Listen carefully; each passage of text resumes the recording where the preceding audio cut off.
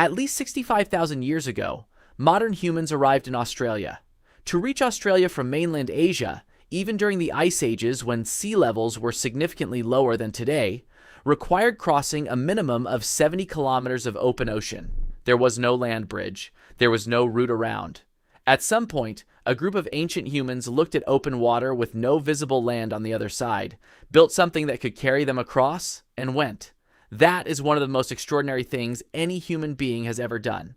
And it tells us that by 65,000 years ago, humans were already capable seafarers. The boat was not a late invention. It was already old. The oldest confirmed watercraft we have found is the canoe, a dugout log discovered in the Netherlands, dated to around 10,000 years ago. But the canoe is not the oldest watercraft. It is the oldest watercraft that survived. Wood rots. Reeds decompose. The organic materials that make up any watercraft leave almost no trace in the archaeological record. What we have instead is indirect evidence, and that indirect evidence pushes the story of human seafaring much further back than any preserved boat.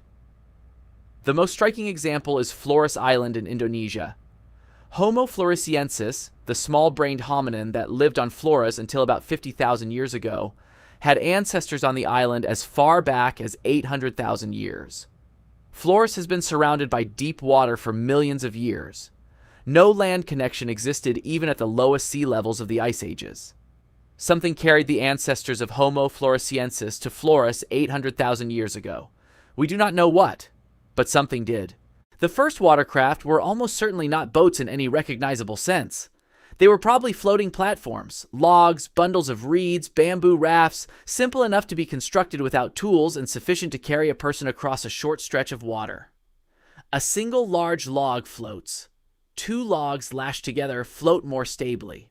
A bundle of reeds, tightly bound, creates an extraordinarily buoyant platform.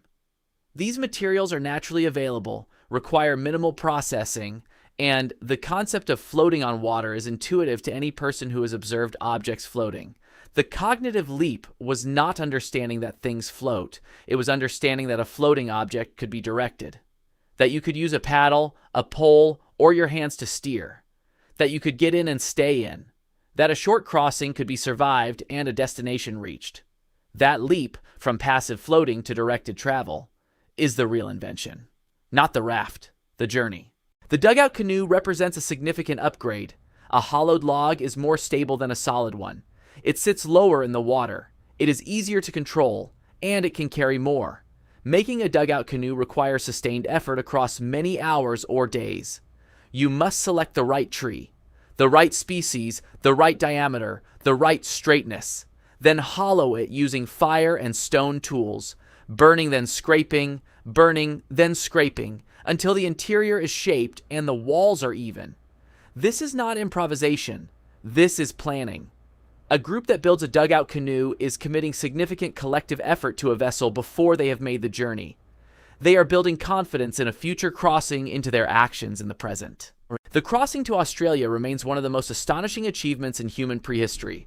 70 kilometers of open ocean. Out of sight of land for most or all of the crossing.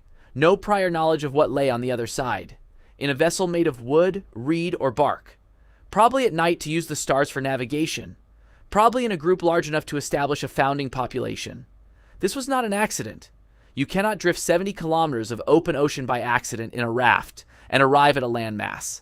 This was planned, intentional, carried out by people who understood what they were doing well enough to do it and survive. So, how did ancient humans invent boats? Through the same process as every other major prehistoric technology. Observation. Things float. Experimentation. You can steer. Accumulated knowledge passed forward across generations until the capability existed to cross 70 kilometers of open ocean in the dark. The boat did not just change how ancient humans moved. It changed where they could go. And humans, given any means of going somewhere new, have always gone. Like and subscribe if you enjoy these videos. I'll see you in the next one.